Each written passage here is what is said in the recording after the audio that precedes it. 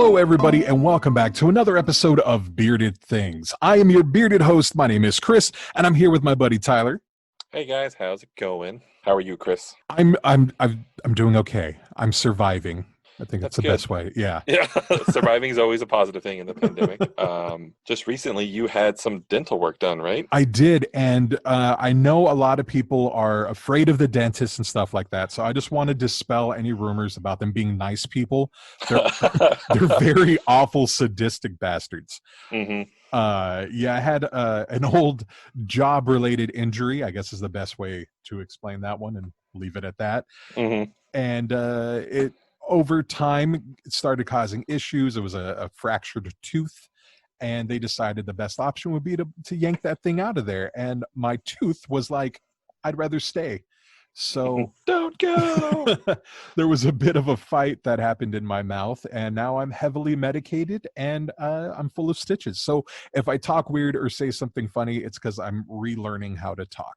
Perfect. And you told me off air, and I'm going to share with all of our wonderful listeners that you now have a body, another person inside you. Is that correct? That And is not in the kinky way, Yeah, in no, a medical way. not in like a Richard Gere gerbil sort of way. So they had to do a bone graft and put new bone inside of my face, and the bone that they used was from a dead person. So they ground up a dead person and shoved them into my face hole, and it kind of looked like sugar on the raw, you know, those little brown sugar packets. Mhm. It looked a lot like that, and they used probably about a good packet or two's worth to fill in the void. Nice. So I'm naming him Frank, and Perfect. Like Frank the Bunny. like Frank the Bunny. Nice. There's less time travel and alternate dimensions, but it's there, and it's not. I mean, we're cool. We're getting along. He's painful. I'll say that. But aside from that, I think Frank's a pretty great guy. So you're saying he's in the process of possessing you? Yeah, what's great is when the dentist is like, yeah, we're going to use cadaver bones to fill your face hole. I was like a little bothered, and I swear I asked him, I'm like, so is there a good chance of possession? Am I going to have like memories of a past life that I never lived? And the doctor looked at me and he wasn't sure what to make of that, but he assured me that it wouldn't happen. And then the rest of the office proceeded to call me like Ghost Boy the rest of my trip there. So nice. So you're saying you're possessed? I might be possessed right now. Okay. So I'm not talking to Chris. I'm talking to Frank. There is demon. No Chris, only Zool. Yeah. Why are you wearing that weird Chris suit? He's squishy and warm. So that's been my adventure. I've been living with a different person and coming to grips with that. How have you been? What's your week been like? My week has been okay. We have a big corporate visit coming up at work, so I've been working hard to make sure the store looks pretty good and changing up our seasonal and setting Halloween in the middle of August, or the end of August, I guess. Today's September 1st. If you're, curious on what day we record, it's Sunday, September 1st. But yeah, Tuesday, September 1st. It's Tuesday? It's Tuesday. Oh my God. Yeah. See, I don't know what days it is. I've also been sick for the last 3 days. I've had a fever over 102. So bear with me. That's also, I could be time traveling because I'm kind of delirious. I think it's pretty great that we're so dedicated. Despite us dying, we're here to tell weird stories. No matter what. That's dedication, folks. Exactly. Please follow us. So please, we need the numbers. Yes, please. So this week, I know we briefly talked offline a little bit about what our topics were without going into it. And I know we're both focused on individuals. Yeah, we're changing up. We're doing people, it sounds like. Yeah. I'm covering a individual who had a kind of a paranormal experience. And so that'll be fun to get into. I'm excited. I'm doing a person who caused a lot of paranormal incidences. All right. I'll say that. So, my topic that I'm going to be jumping into would be the Axeman of New Orleans. Oh, nice. I am covering the story of a woman named Shanti Devi. Okay, never heard of her. Yeah. Good. That's good. I'm glad. I hope you haven't heard of it. It's pretty interesting. Yeah, I think, did I go first last time or did you go first last time? I think I went first last time, right? Yes, I did, because I covered synchronicity. Yes, you did. That's accurate. Yeah, absolutely accurate. I know, we started with the super easy, lighthearted topic. Which, by the way, we promised the listeners we would check in. We did not wake up that night and text each other at 3 a.m. So yeah, it ended with our show. Yeah, the synchronicity experiment failed. Or did it? Wah, wah, wah. And 20 years from now, we're going to be having that synchronicity moment that ties back to Exactly. this. Yep, So that's exactly. stay tuned. You never know. It could Yeah. happen. Hopefully, we're still year 20 of bearded things. And hopefully the pandemic would have ended by then so we could go out Who and do knows? like Yeah. field stuff. Exactly. Because we got some good ideas in the works, folks. I swear Yes, to God. definitely. Lots of good stuff post-pandemic. So, so should we get started? Yeah, let's go for it. Go ahead. Okay, awesome. And then again, full disclaimer, if I say weird things, it's because Frank has control of my mouth. All right, so my topic, as we just discussed, is the Axeman of New Orleans. And I'd like to start with a bit of a warning. This is an actual unsolved case. There's going to be a little bit of some graphic depictions of very violent murder scenes. Damn. So listener discretion is advised. From May 1918 to October 1919, a serial killer stalked New Orleans and its surrounding cities. His weapon of choice? An axe. Hence the Axeman of New Orleans. The very accurately named Axeman of New Orleans. Yeah, it's like one of those things where it's so like on the nose that it works. Nice. And it's creepy, right? Like the Axeman of New Orleans has a vibe to it. Yeah, definitely. So the first victims were Joseph Maggio and his wife, Catherine. Late one night, as they lay asleep in their bed in their small apartment above the grocery store that Joseph owned and ran, a mysterious man snuck into their bedroom. Now, this part is a little graphic, so be warned about people with queasy stomachs. As they slept, he slit their throats with a straight-edge razor, then proceeded to bash their heads in with an axe. When law enforcement began to investigate, they found the bloody clothes of the murderer as he had changed into a clean set so he could disappear into the night. Whoa. This is where it gets kind of weird. Police ruled out robbery as the motivation for the attacks, as all of their money, all of their valuables were left on dressers and nightstands. Near the couple's home, a message written in chalk read, "Mrs. Joseph Maggio will sit up tonight. Just write Mrs. Tony." What? Investigators immediately questioned several people, but all were released for lack of evidence, and nobody had any idea what that message meant.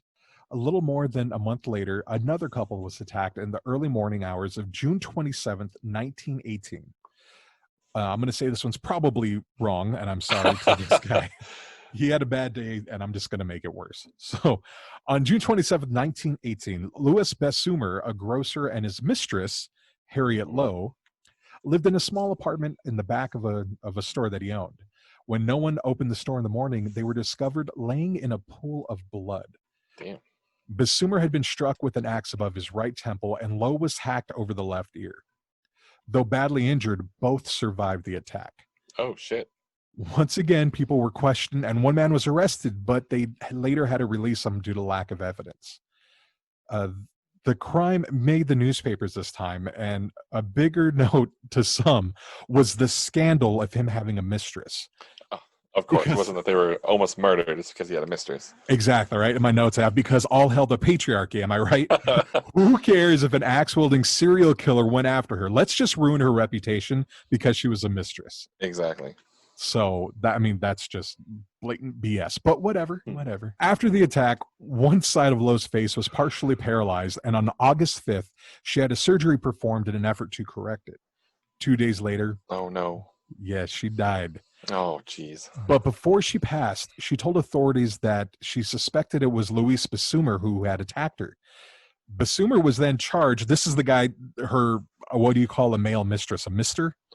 I don't know, actually. Yeah, maybe. So this was the guy she was having an affair with, and now she's blaming him. He took an axe to the face. So Yeah. Bessumer was then charged with murder and served 9 months in prison before being acquitted on May 1st, 1919, after a 10-minute jury deliberation. Oh my gosh. Because how do you attack yourself with an axe? Yeah, that doesn't make any sense. Why would they arrest someone, like, what, he whacked himself in the face after attacking this chick? Like, that doesn't make any sense. It makes no sense. No sense, but the whole thing gets a whole lot weirder. So let's go to August 5th. A third attack was made on Mrs. Edward Schneider, who was 8 months pregnant. As the 28-year-old lay in bed, she awoke to see a dark figure standing over her and was bashed in the face repeatedly. Shortly after midnight, she was discovered by her husband, who was just returning from work. Her scalp had, again, graphic, and I'm sorry, so listener discretion. Her scalp had been cut open. Her face was completely covered in blood, but she survived the attack to give birth to a healthy baby girl 2 days later. Holy crap, this guy sucks. Yeah. Like, how savage is that to beat a woman who's about to go into labor, as she clearly went into labor? One man was arrested on suspicion, but soon released for lack of evidence. By this time, investigators began to publicly speculate the attack was related to the previous incidents involving Basumer and Maggio, earning him the nickname the Axeman. Here's I think my favorite one. Let me get through this next paragraph and you'll see what I'm talking about. Okay. Just 5 days later, yet another grocer, a man named Joseph Romano, was attacked on August 10th. The elderly grocer lived with his 2 nieces who awoke to the sound of a commotion in the adjoining room where their uncle slept.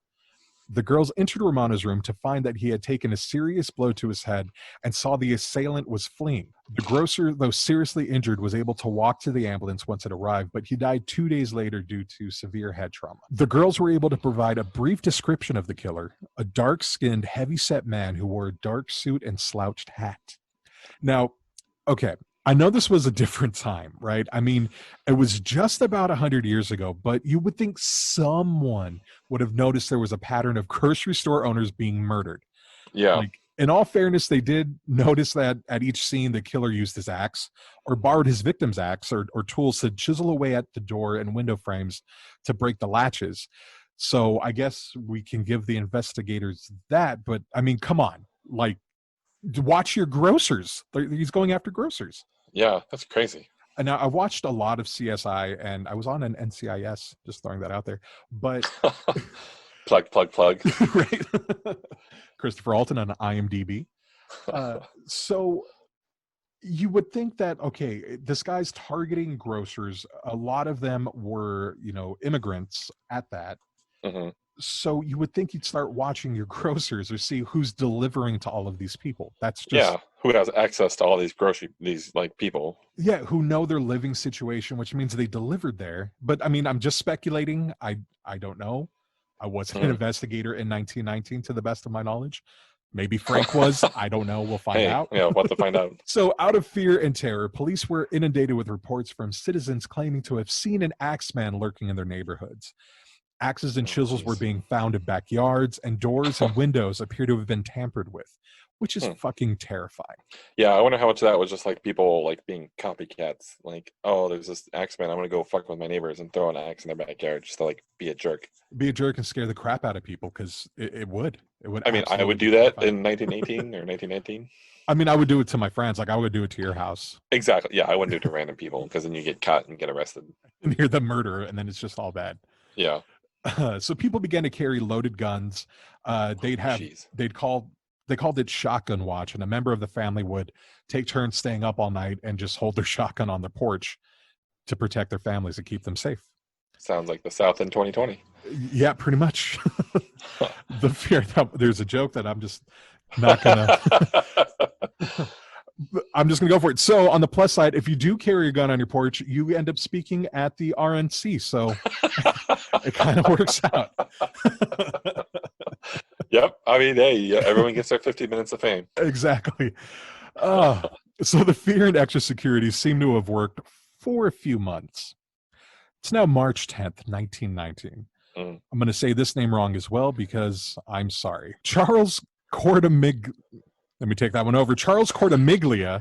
was an immigrant and grocer who lived with his wife, Rosie, and their 2-year-old daughter. And they were just in the town of Gretna, which is just across the Mississippi River from New Orleans. Screams were then heard from the Cortamiglia residence early in the morning. A neighboring grocer, Lorlando Giordano, rushed across the street to investigate. There he found that the 3 had been attacked. Oh. Rosie had awakened to find her husband struggling with a large man wielding an axe. When her husband fell to the floor, the assailant turned on her as she held their daughter and begged for their lives. Oh, jeez. Undaunted, again, trigger warning, the killer slammed the axe down on both the mother and the daughter. When the neighbor arrived, Charles lay in a pool of blood on the floor as Rosie stood in the doorway with a serious head wound clutching her deceased daughter. Jesus. The couple was rushed to the hospital where both were treated for skull fractures. Charles was released 2 days later while his wife remained at their care. This is also a little shady part here. And I'm not saying that the racism wasn't real, but it might have been. I mean, let's be honest, it's 1919, so in New 1919 Orleans. in New Orleans, yeah. Upon gaining full consciousness, Rosie stated that the attack was made by neighboring grocer Lorlando Giordano and his 18-year-old son, Frank. Frank. For Lorlando, a 69-year-old man was in too poor of health to have committed the crimes, and Yeah. Frank was too big to have fit through the panel in the back door where the attacker crept into the house. The pair were arrested. Though Charles Cortamaglia denied his wife's claims, the Giordanos were charged with the murders and would later be found guilty. Weren't the Giordanos the ones that came to find them like injured? They were the heroes. They're the ones who saved their lives. What the fuck? Yeah. Okay. That's fucking stupid. Absolutely. And just judging by the last names, it sounds like we have two different immigrants, and I'm sure there was a lot of just tension between the two, and tension in the town because of everything that was happening. Exactly. Yeah, everyone's kind of panicked. Frank was sentenced to hang and his father to life in prison. After the trial, Charles divorced his wife. About a year later, Rosie Cortamiglia reversed her claim, stating that she had falsely accused the two out of jealousy and spite, which they saved her life. Like, why would you seriously, do that? What the fuck, woman? With her claim being the only evidence against the Giordanos, they were released from jail shortly thereafter. Well, except for Frank, right? Because Frank was hung? No, he was sentenced to be hung, but he was Okay. freed before then. But then, so they saved this lady's life and her husband, and the reward for that was prison for, was it 10 years? Like, why? That's so stupid. Yeah, that sucks so bad. So think about how their lives were destroyed. It said the dad was a grocer, so he would have lost that business. Like, lives were destroyed because of that. Continuing on. Following the Cortamiglia murders, New Orleans was again filled with terror and began to arm themselves. The police stated that they believed all of the crimes to have been committed by the same man, quote, a bloodthirsty maniac filled with a passion for human slaughter. Damn. Definitely more poetic back then. Then a new twist came upon the scene when the Times Picayune newspaper received a taunting letter on March 14th, 1919, that promised another attack. And this is also the first time a letter was actually sent to a newspaper that we know of. It's a bit long, but I think out of respect to the victims and the innocent people who lived in fear, we should read the whole thing. It gets kind of weird, but here we go. It's the address. So back in the day, in a formal letter, you would put inside the letter, not on the envelope, your header would have who you are, where you're from, and the date, right? So where he is, hell, March 13th. So he's in Michigan. Pretty much. Oh, yeah. So it goes on to say, esteemed mortal, they have never caught me, and they never will. They have never seen me, for I am invisible. Even as the ether that surrounds your earth, I am not a human being, but a spirit and a demon from the hottest hell. I am what you Orleanians and your foolish police call the Axeman. When I see fit, I shall come and claim other victims. I alone know whom they shall be.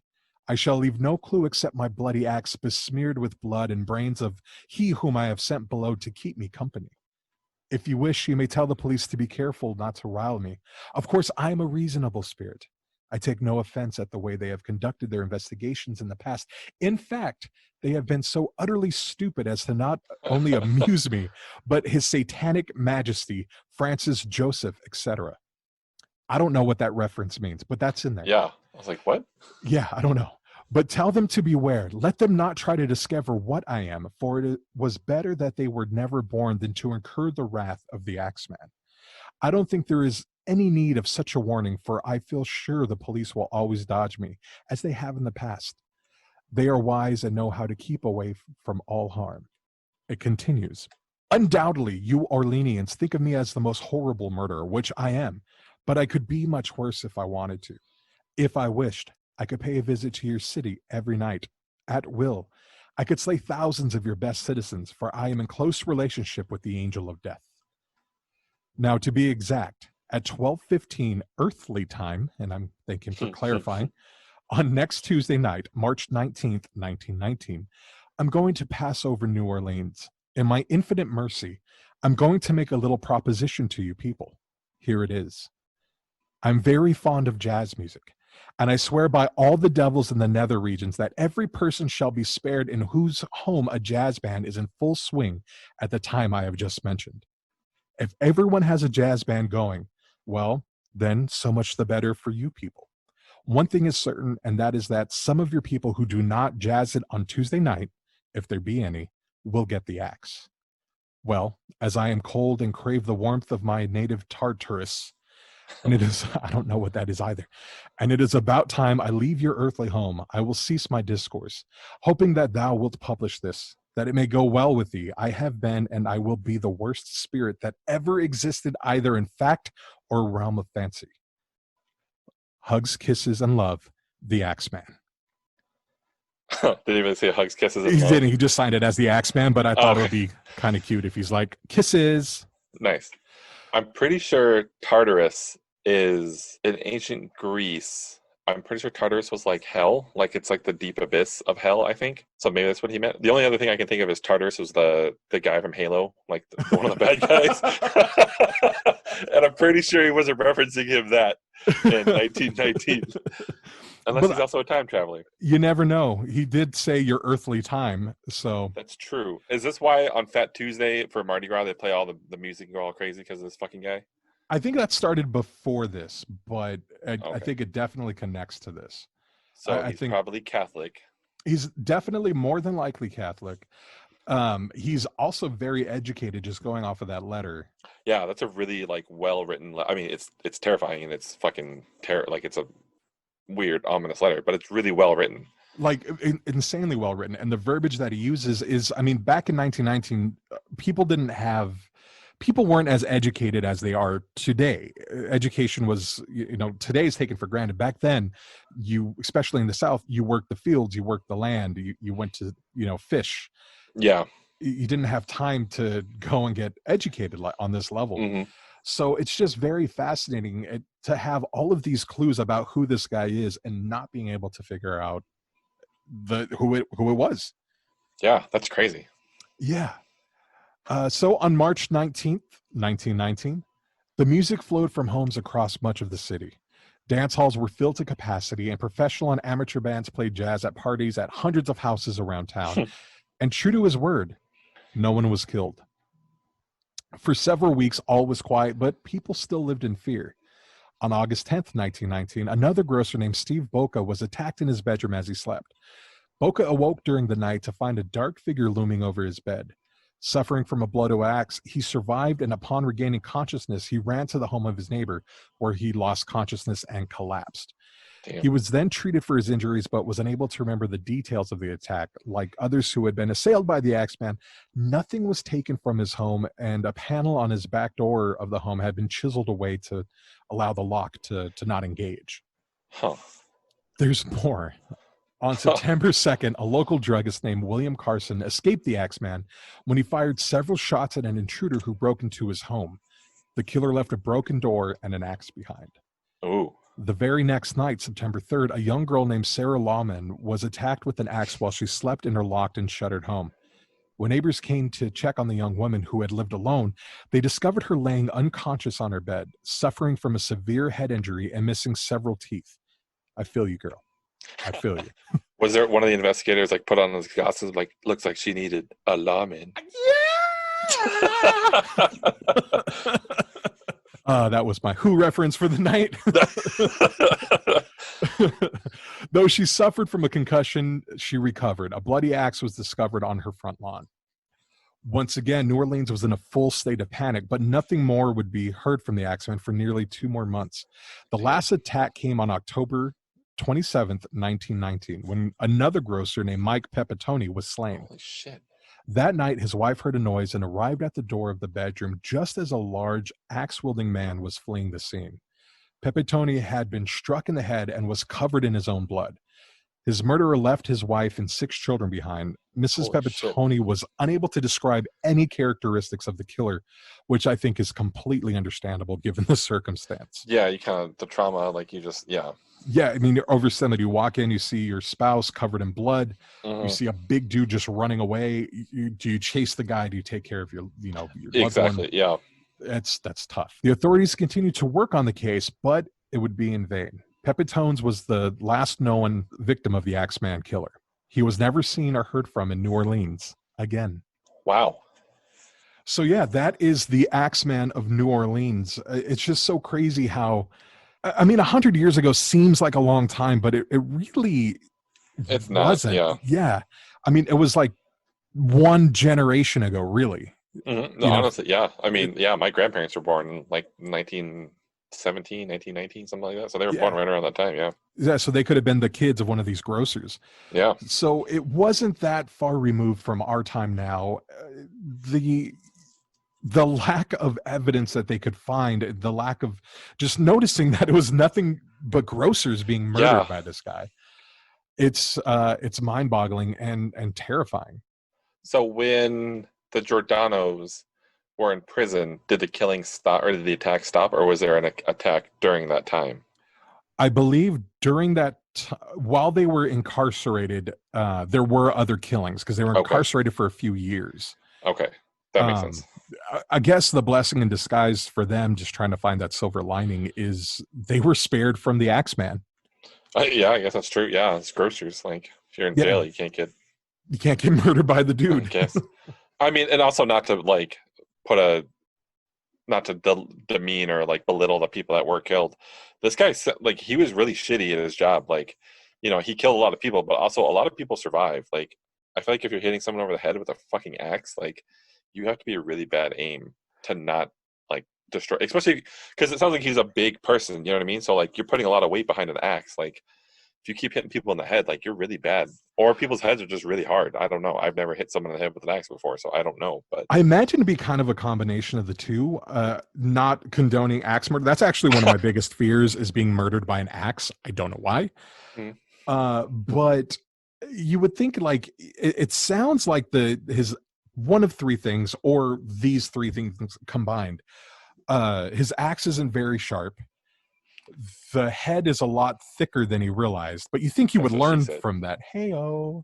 And then lastly, it sounds like he's pulling instead of following through, not trying to give anybody pointers Yeah. on axe murder. Yeah, you got get that back leg driving. You got to drive out the back leg. And plus, you said like a lot of times the axe was left behind, right? So he probably had to keep finding new axes, and like, or he just found one that people were using. And I guess if they were like wood cutting axe, they're going to be pretty blunt. Yeah, from what I've read, in a lot of the cases, he would use the victim's own tools against them. That's kind of morbid. Yeah, and I mean, from a tactical standpoint, that saves you from having to walk around with an axe. Yeah, or like go to Home Depot like 15,000 times. Be like, sorry, Right. I need a new axe, guys. Crazy. I think there's like officially 6 murders and something like 9 victims. And Wow. yeah, so that would be 15 different axes that he would have Yeah, had to that pick would have up. been suspicious. A little odd, unless you just buy in bulk on Amazon. I get that's true. Yeah, get the drones to just drop a shit ton of axes in your backyard. Yeah, or what's the service they have where like they auto refill like Oh a yeah, set up, yeah. The subscription plan, we just every month you get a new axe. and it's like 7 cents cheaper, so there is a Yeah, bargain it in it. saves you. Yeah, I wonder if this is all just a prequel to the cult hit in the 1980s. So I Married an Axe Murderer. Oh, Wasn't that one of Michael Myers' like first movies? it was like his first big movie, yeah. Yeah. See, I wonder. With Not like the Michael Myers, but like oh behave Michael Myers. I would have went with Wayne, but that works too. I guess that works too. Yeah, I guess either one. I debated whether to go like swing or the Austin Powers. Excellent. Yeah.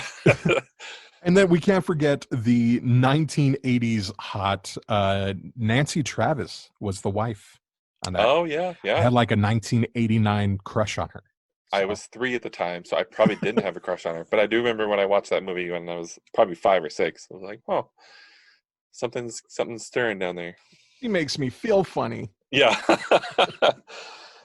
Well, that was awesome. That was kind of brutal, It but was a very little informative. rough. Yeah, I'm Yeah. sorry to everyone who has sensitivity issues. I try to be as mindful as I can while still paying respect to the victims who I Oh think yeah, for sure. their stories need to be told.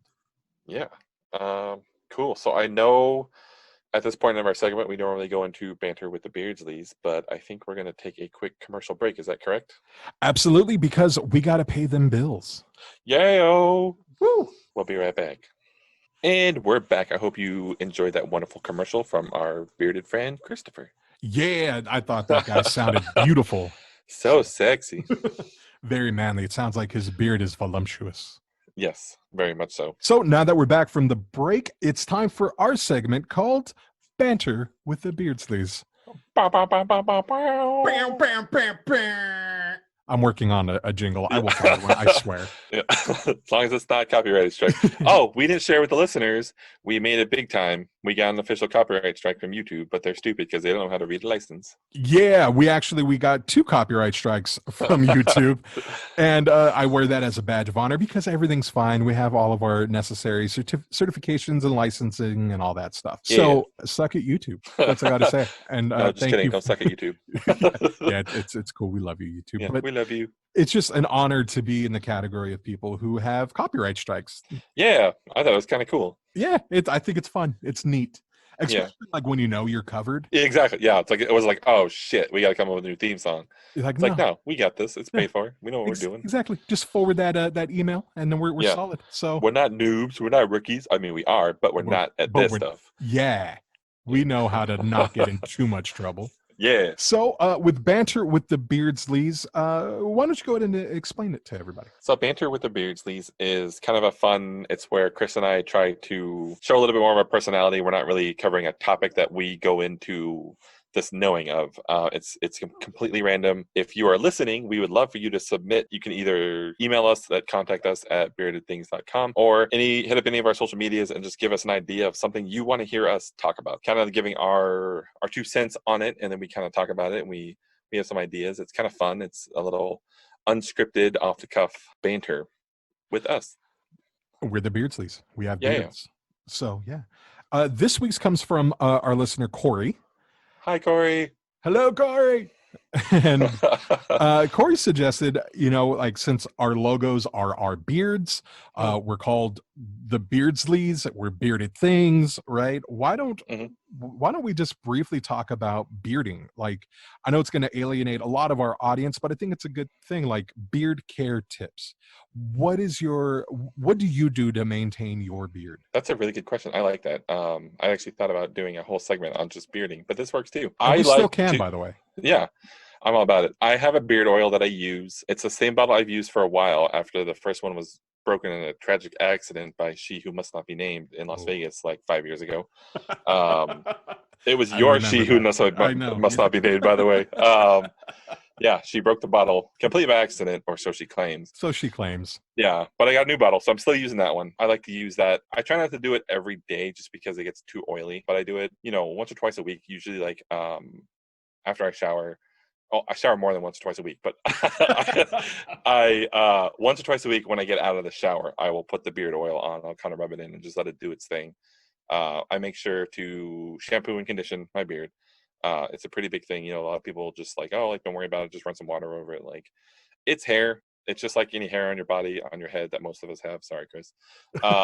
You have to, treat your hair, accordingly. And it's coarse hair, so beard hair is a little thicker than the hair on top of your head. So you need to make sure it stays soft. Otherwise, you're going to look kind of ratty, and it's going to it's just not going to be a good look. And so I use the oil, I shampoo, condition, I try to comb it out and get it to where I want it to go, and so that way I can kind of train the hair, just like any other hair. You can train it up, and you kind of, not that we're going to be parting our beards, but it really helps not be all crazy Wolverine looking status. So that's kind of what I do. What do you do for your beard routine?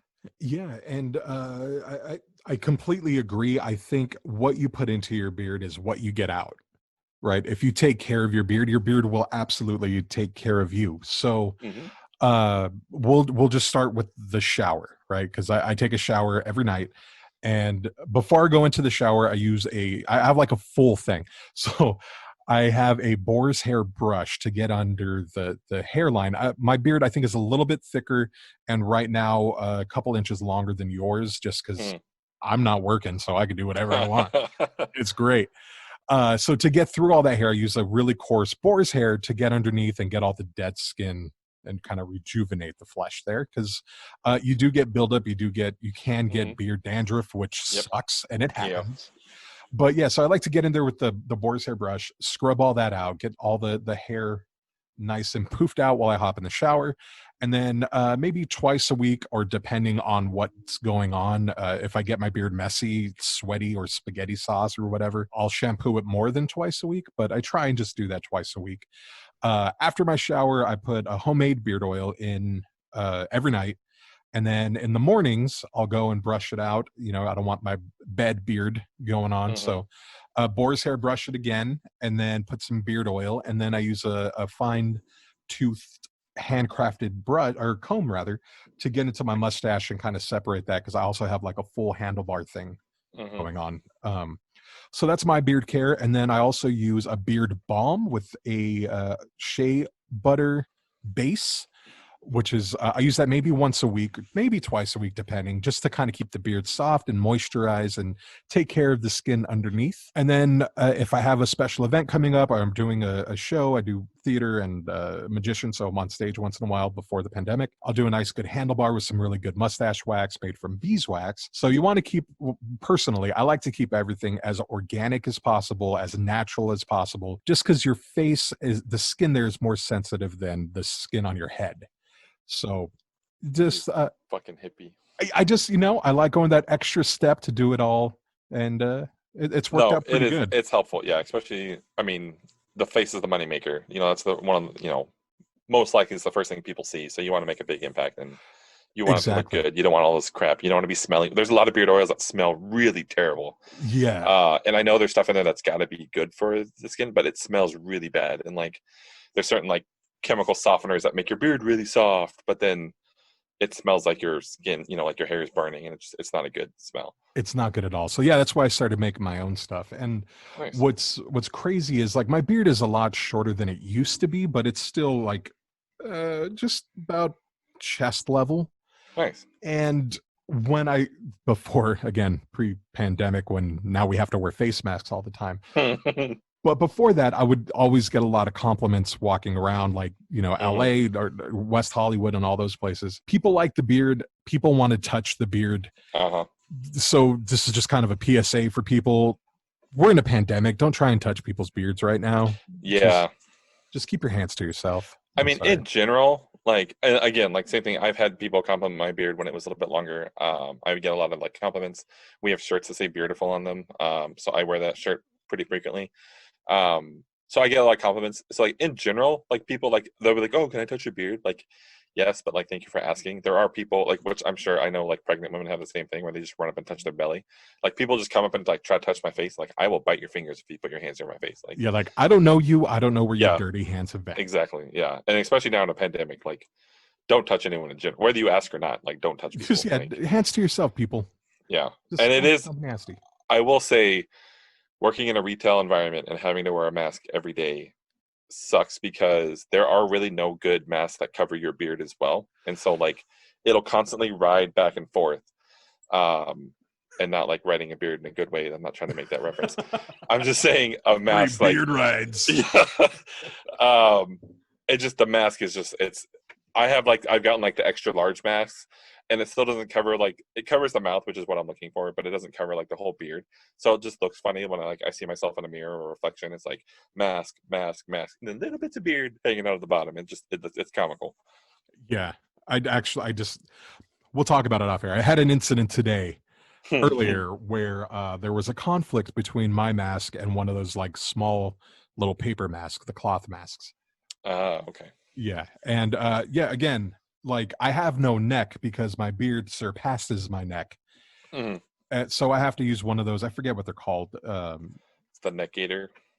Yeah, what's something like that, where it's just like a cloth tube that slides over my face, and like my eyes and up are open, and like my nose down to my shoulders is completely covered. Yeah. And apparently that's not acceptable. So what? Yeah, I got into a big thing today. We'll talk about it later, because there may have been a large entity involved with this argument. Got it. But yeah, so I think that's all the beard care I got for you. Just, one thing that I get asked a lot, mostly by girlfriends asking on behalf of their boyfriends, with or without their consent, is how do you grow the beard? And it's I will say there's phases, right?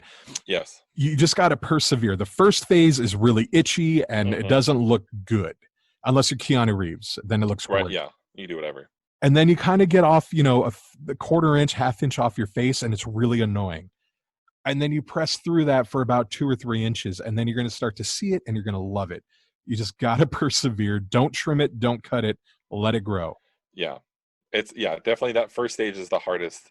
And there's some people that when they first grow a beard, like when you first start growing a beard, like first like 2 weeks, it's patchy as hell, but it'll fill in as it goes. So you just kind of have to like, use, especially now during quarantine, you're going out, people aren't seeing you. Do it now. Yeah, just beard Get strong. through Go that. for it. Yeah, get through that patchy phase. Then you go through the itchy phase, which helping, if you're conditioning, you're rubbing it down, like, you're getting some of that dandruff and some of that stuff out. That'll Rubbing help with, some of that out. Yeah. yeah, like that'll,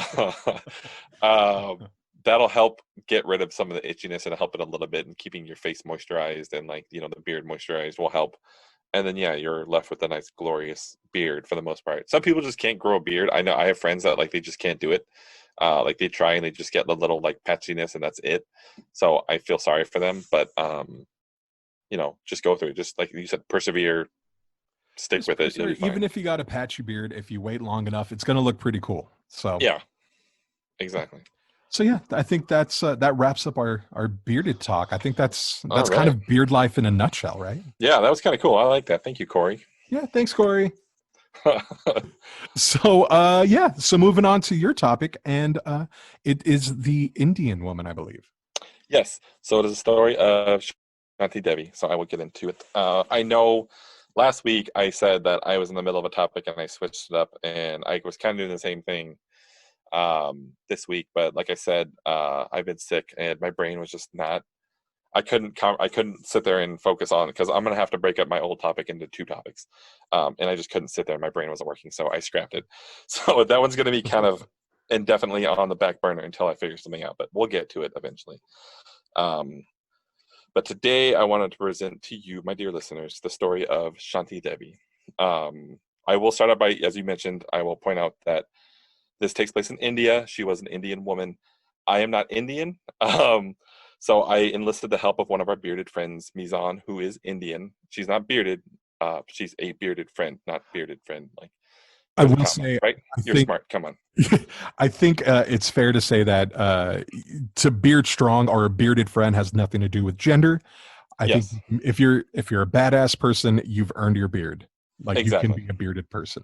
Yes. So so shout out to Mizan. She really helped me with a lot of the pronunciation because there's a lot of hard words in the, like some of the names, some of that stuff. Like she really helped me with the help. So thank you for the linguistic help in the pronunciations. So Shanti Devi was a young woman who was born in the town and state of Delhi in India. Those of you that are familiar with kind of geography now, you know that New Delhi, like in India, it's like the big city. I think it's the capital of India.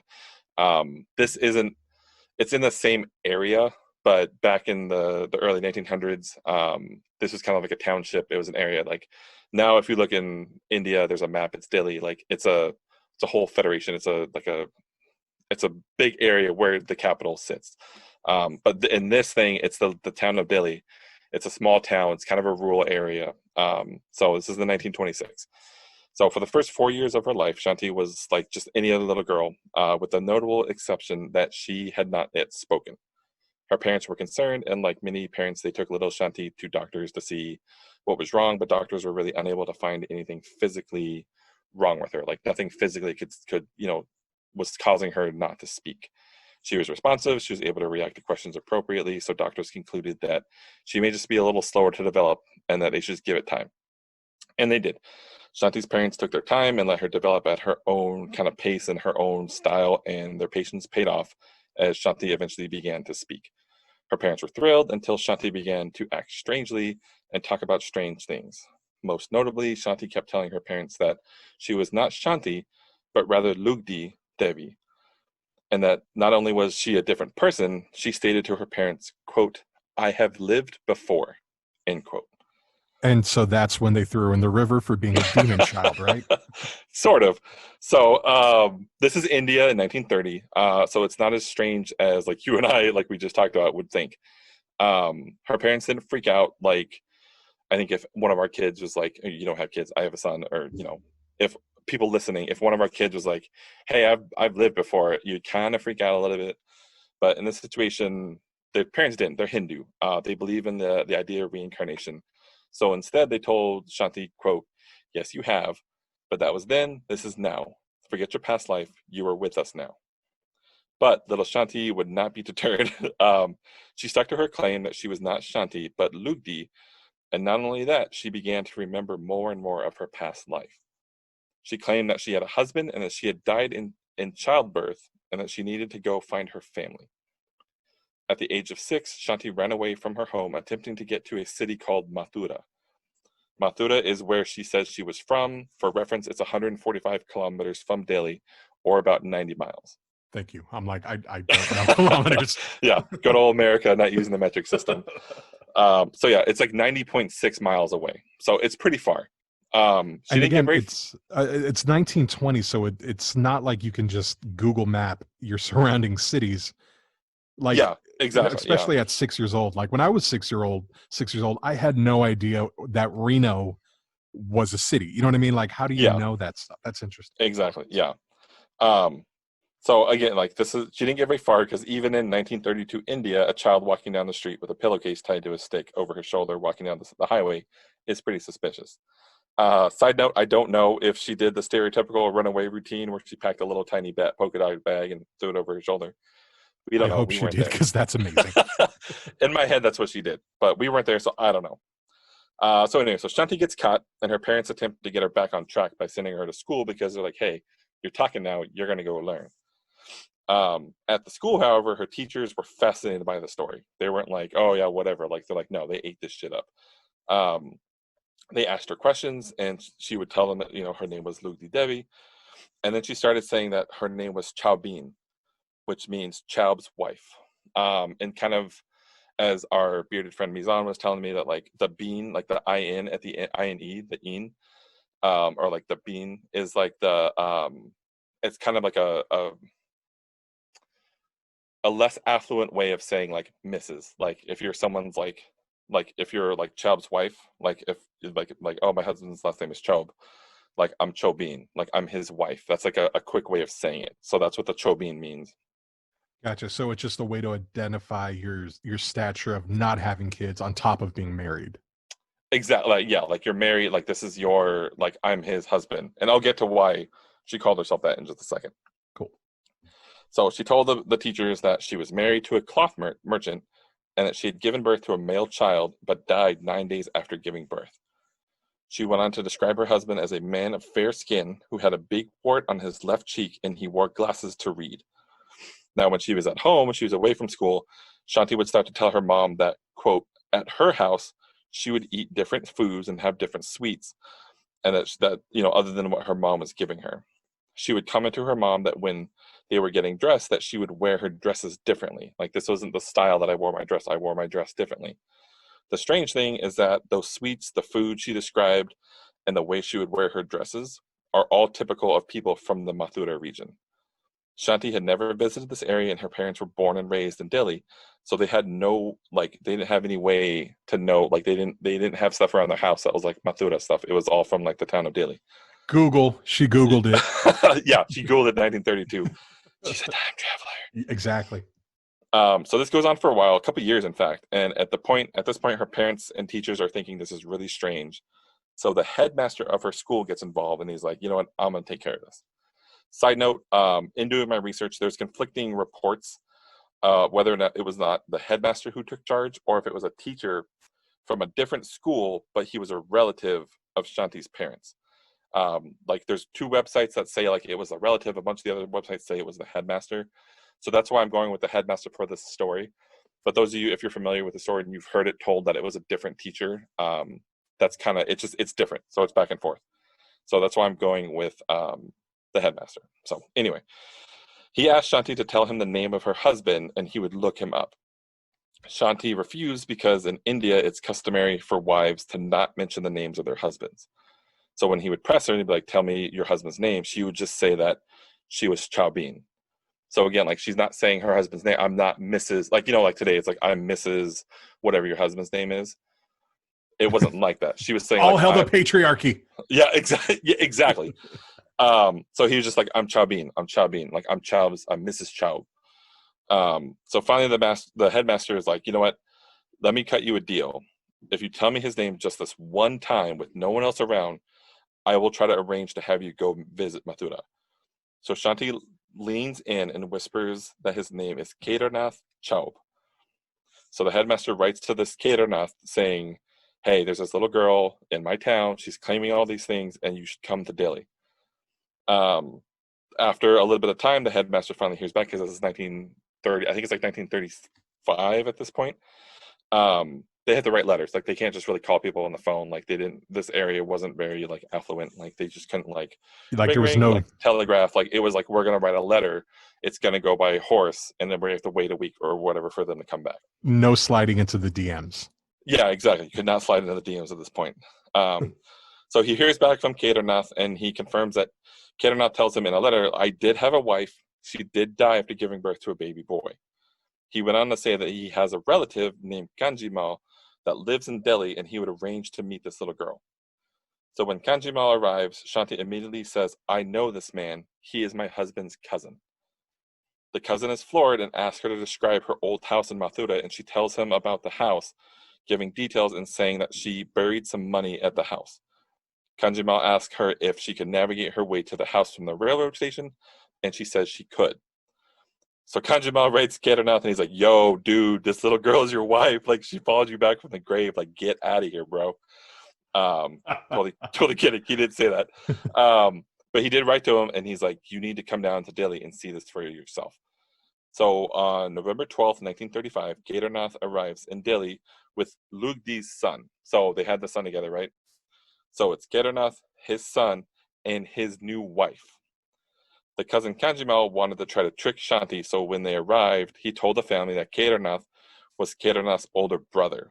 That Kedarnath was still in Mathura. He's coming later. It's his older brother coming in his place until he gets here, right? I just want to like jump in for a second. So the widower is now remarried. Yes. And he's bringing his new wife to meet his 6-year-old reincarnated wife. Yes. Not awkward at all. Not at all. Not it, and it doesn't get any more awkward. It gets way more awkward. So, so he's trying to trick her, right? So when they arrive, Shanti gets very shy and she begins to blush, and she goes and stands off to one side of Kedarnath. Shanti's mom is like, "What's going on? Why are you blushing in front of your husband's elder brother?" To which Shanti replies in a stern voice, "He is not my husband's brother. He is my husband himself. Mother, did I not tell you that he was fair of skin and had a wart on his left cheek?" At this point, I imagine just like the cartoon, like everyone just jaw just boom, like hitting the floor. Then Shanti tells her mom, like, "Hey, let's start making dinner for our guests." And the mom asks Kedarnath, like, "What do you want?" And Shanti spoke up and said, "Oh, he's very fond of stuffed potato parathas and pumpkin squash." Oh, me too. I'm all about this dinner. Kedarnath was understandably like flabbergasted. It's his favorite dish. Like it's a thing he loves more than anything. Side note, paratha is like a flatbread. It's like a fried dough, and you stuff it with potatoes. And it's amazing. Yeah. So at dinner, Kedarnath asked Shanti if there was something unusual that he could tell him about the house, and she told him that there was a well in the courtyard where she used to take her bath. After dinner, Shanti asked Kedarnath, quote, "Why did you marry her?" It stated, quote, "Had we not decided that you would not remarry?" Kedarnath has no reply to this. Called out. But she's just like, what the fuck, dude? Like, I told you not to marry somebody, and you married this chick. During the stay, Kedarnath becomes convinced that Shanti was the reincarnated version of his wife Lugdi, based on how her mannerisms were and how she acted. He even added to friends that when she embraced their son, she began to cry and demanded that her mom give all of her toys to the boy. When Kedarnath asked her how she knew that this was her son, since she only met him as a baby, Shanti simply stated that she carried her son in the womb and that their souls were intertwined. Kedarnath left to return home, and Shanti begged her parents to let her go, but obviously they refused because no matter how miraculous this was, she was still a 9-year-old girl, and they're not going to let her leave. So around this time, like how would that work? What would the dynamics be? Yeah, it's so weird. It's bizarre.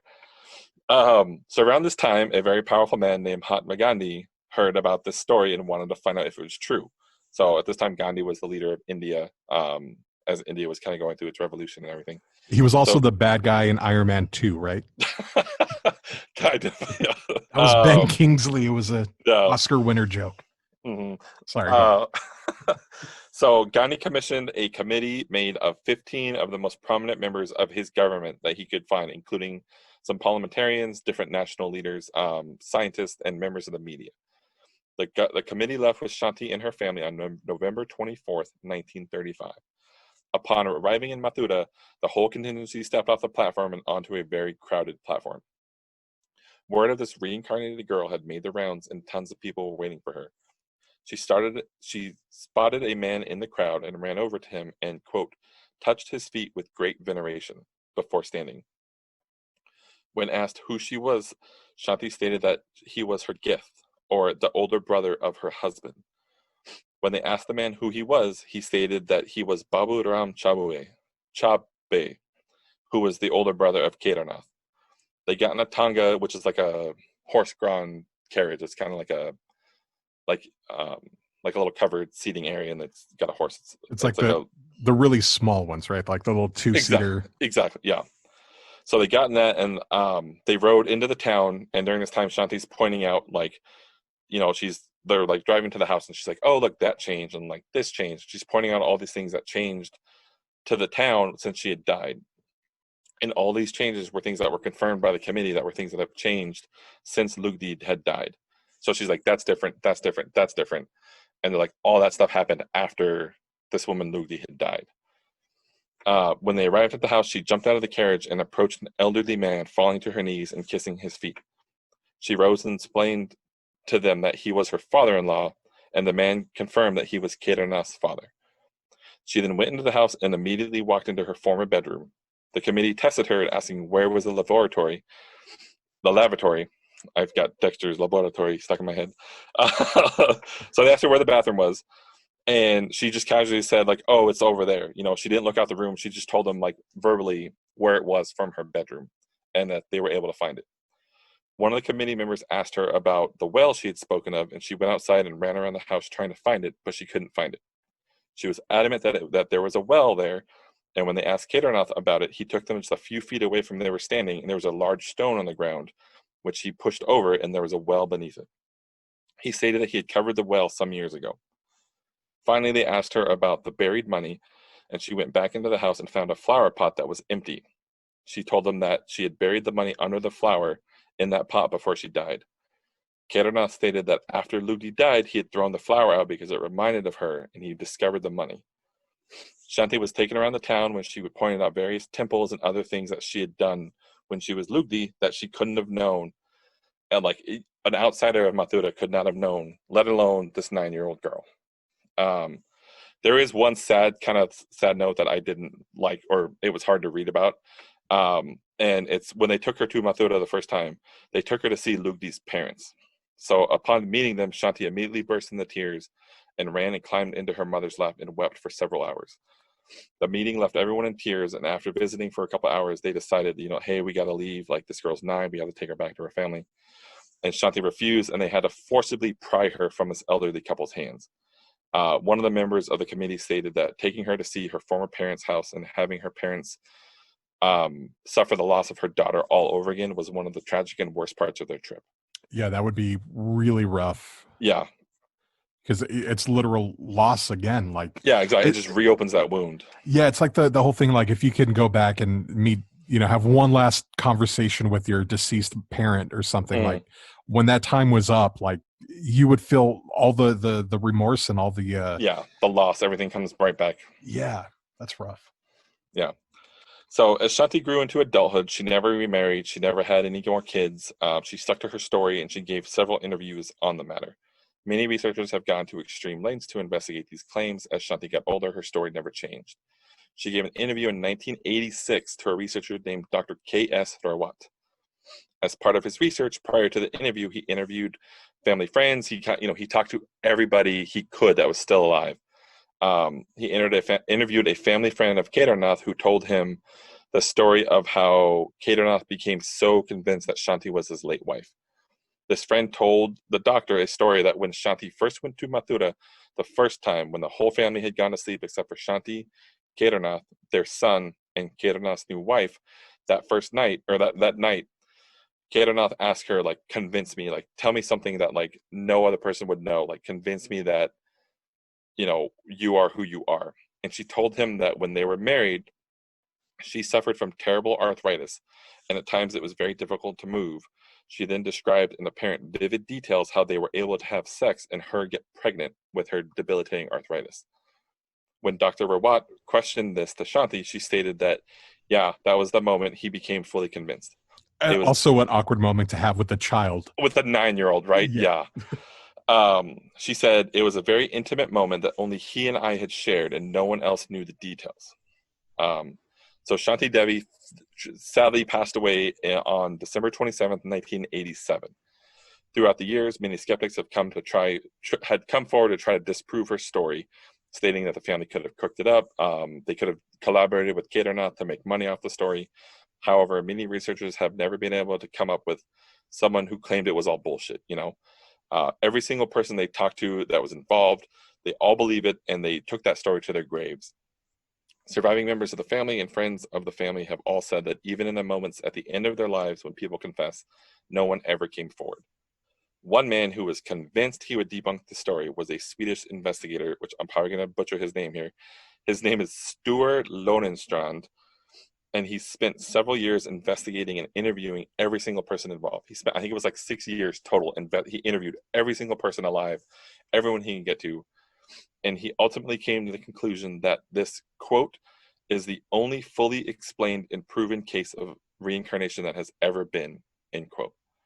And lastly, I will leave you with a quote from the leading researcher in today's world, and the leading reincarnation researcher. His name is Dr. Ian Stevenson, and he says, quote, I interviewed Shanti Devi, her father, and other pertinent witnesses, including Kedarnath, the husband claimed from a previous life. My research indicated that she made at least 24 statements of her memories that matched her verified facts. If it is not proof, it is certainly strongly suggested evidence of reincarnation, end quote. So that is the story of Shanti Devi. It's one of the most, if not the most, compelling cases of reincarnation that science has kind of looked at and has been able to find. It's kind of insane. It's nuts. Like, the stuff that, again, like, the skeptic in me is like, yeah, like, this girl's 6 years old, she's 9 years old. Like, the parents could have known these people from Mathura and just, like, they could have made it all up. But the fact that she was so convinced and everyone was so convinced, like, to their deathbed, like, that's the ultimate deathbed confession. It's like, you know what? I made it all up. It's all bullshit. Yeah, and another thing too is like, okay, so when somebody passes away, even back in the early 1900s, and I'm sure India is no exception, you tend to put like an obituary in a newspaper, or friends and family come from all over the place to pay their respects.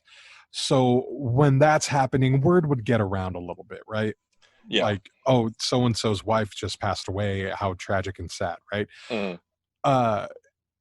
Even if that's the case, that still doesn't give you intimate details. Exactly. Yeah. Like the flower in the pot and the relation, the sexual encounter he had with a 9-year-old girl, but it wasn't the 9-year-old girl. Yeah, the 9-year-old relaying the story of when they were married. Yeah, like that. You can't find that in an obituary. You can't find that kind of information in word of mouth. Like, that stuff just doesn't get out. Yeah, and Lugdi died in 1926, and the town was 90 miles away, 145 kilometers. The chances of, even if they had a publication and they got word of mouth, they claim that they don't know anyone. Like, yeah, Kedarnath had a family member that lived in Delhi. Like, it could have gotten to him, but like, why would he spread that? Like, oh no, like, my cousin's wife died. Like, why would you tell everybody that? Like, And the fact that they were all practicing Hindus, like they believe in the idea of reincarnation. There's a interview that she gave. I didn't include it in the story because it's a really long interview and like parts of it, but she talks about like she remembers dying as Lugdi and going through this whole like afterlife thing, and like going and meeting, seeing like the Hindu gods, and talking about like she wants like a family, she wants to see her son again and all this stuff. And then she was in this like really tight space, and it's like she was in the womb and then she was reborn. And they talk about like Shanti was born like one day, 6 hours and like 12 minutes after Lugdi died. Wow. So it's like it's crazy the amount of coincidences. And I think it was just like the more I read about it, the more I was just like, holy crap, like this is insane. Like there's so much about this that's crazy. So it was kind of crazy. I really enjoyed doing the research on this one. I think the only one who can like really validate this story would be another immortal. So you need like Keanu Reeves. Yeah, exactly. Like, hey, let us know the secrets. Yeah, that's a crazy story. I've never heard that before, and it's mind-boggling. Like that makes me think there has to be more. Yeah, it definitely brings up a whole, like an existential, like, is there more like interconnected? Kind of like we talked about last week about synchronicity, how everything's kind of intertwined. Like this stuff, like it's very crazy. And there's a couple other things about reincarnation that I'll probably touch on in a future episode. There's some other really compelling ones, but this one is the most like researched, and there's so much evidence, or quote unquote evidence backing it. It's all hearsay, it's all word of mouth stuff, but it's pretty intense. Yeah, man, that's very intense. Wow. I think reincarnation has always fascinated me, and it's just really hard to get anything compelling, right? There's exactly. You get these like new age hippies who are like, well, I was like a deer that lived in the forest. Like, you probably weren't, but that's cool. But then you get cases like this where it's like, no, I was married, I had a son, money was in the flower pot. Exactly. Yeah. Like where a restroom is in somebody's house, like that you just don't know that kind of stuff. Yeah, and it was like the stuff that things that had changed, like like the flower pot going missing, the fact that the well, he had dismantled the well, like it's like stuff like that. That's just like holy crap. Like she was in the right spot, but it wasn't there. So like in the beginning, they're like, oh yeah, like this girl's full of shit, and they talk to the husband, and he's like, oh yeah, that's my bad. Like I moved it. And some people point to that being like the skepticism. It's like, okay, maybe this guy was just covering for her, and like they had talked beforehand. Like there's the little plot holes like that they try to point to, that saying like she didn't really know exactly where everything was, and when she first started talking about it, she didn't know exactly all the details, but as she got older, she remembered more stuff, and that's when it started coming out. And that's when like she was like 6, when she was like talking to her school teachers. That's when she finally remembered like his name and everything, and was able to talk about it. Good story tonight. Thank you. Sorry, it was a little long. I think this episode's really long. It's probably gonna be like our longest episode so far. So if people want to reach out with their own stories, their own ideas, or even a topic for Banter with the Beardsleys, how can they reach out to us? So we have pretty much every social media platform covered, I think, at this point. Yes. Instagram is Bearded Things Pod. Facebook is facebook.com/Bearded Things. YouTube is Bearded Things. The Twitter is Bearded Things, correct? Or is it Bearded Things Pod? Twitter is Bearded Things, and YouTube is Bearded Things Podcast, just because there was quite a bit of Bearded Things stuff out there. Yeah. So yeah, hit us up on any of those. We also have a website. You can reach us at beardedthings.com. There's a contact us form there you can fill out, or you can just email us, contact us at beardedthings.com. We will reply as soon as we can.